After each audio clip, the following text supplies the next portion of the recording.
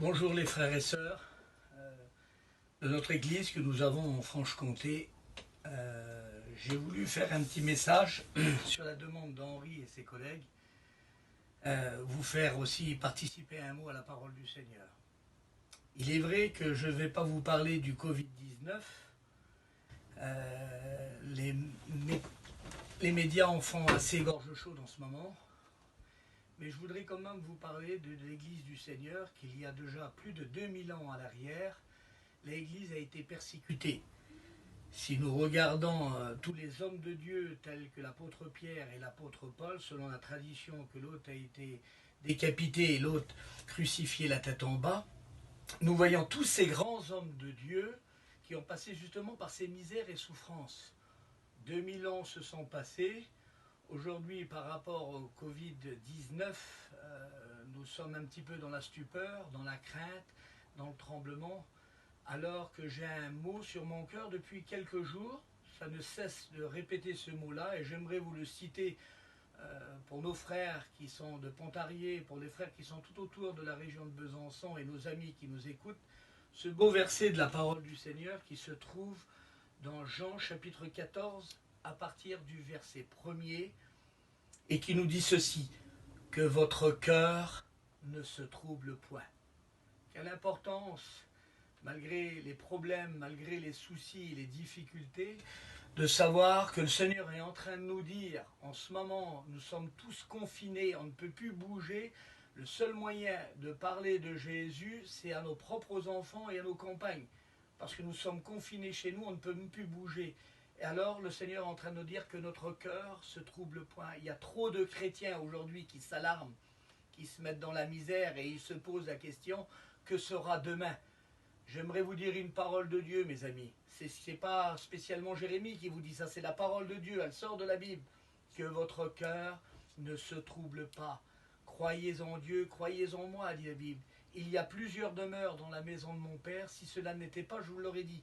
Je m'en vais vous préparer une place. Écoutez bien, chrétiens de Besançon.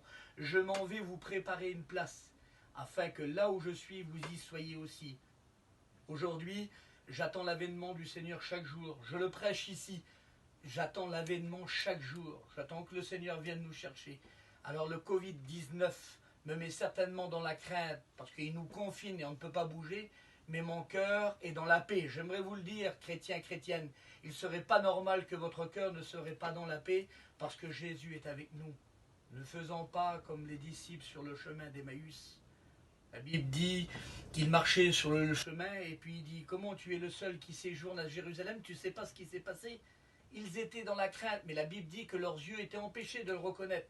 Jusqu'à un certain moment, leurs yeux s'ouvrirent, dit la Bible, et le Christ disparaît dans toute sa gloire. Qu'il n'y a pas de trouble dans votre cœur, ni dans le mien. Croyons au Seigneur, soyons prêts.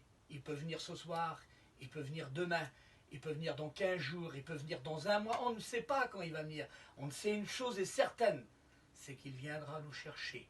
Et là, il viendra nous chercher et on partira avec lui. Alléluia, que son saint nom soit béni. Et j'aimerais vous citer un beau verset de la Bible que je viens de vous expliquer aussi, de Luc 24, 32, qui dit que notre cœur ne se brûlait-il pas en dedans de nous lorsqu'il nous parlait, en parlant des disciples sur le chemin d'Emmaüs? Et regardez Actes chapitre 2 et verset 37. Écoutez bien, après avoir entendu ces choses, la Bible dit, ils eurent le cœur vivement touché. J'aimerais terminer par ces mots, chrétiens, chrétiennes. Soyez en paix avec le Seigneur. Si vous n'êtes pas prêts, c'est le moment de le faire maintenant. Nous sommes confinés, nous ne pouvons plus bouger, nous sommes chez nous. C'est peut-être le moyen de passer plus de temps avec la parole de Dieu. C'est peut-être le moyen de passer plus de temps dans la prière. C'est peut-être le moyen de passer plus de temps dans notre foyer. Parce que le plus principal d'apporter l'évangile, c'est ceux qui sont nous entourent, vous comprenez? Et c'est ça qui est important. Alors j'ai envie de vous dire, relevez vos têtes. Notre délivrance est proche. Il vient nous chercher bientôt. Ne vous troublez pas. Notre cœur ne se trouble pas. Croyez en Jésus, il est là, il est présent et il va nous bénir. Que Dieu vous bénisse à chacun. Que Dieu vous garde à tous les frères et sœurs de Besançon. Je vous connais tous par cœur comme mes frères. Je vous en supplie, relevez vos têtes. Notre délivrance est proche. Que Dieu vous bénisse. Amen.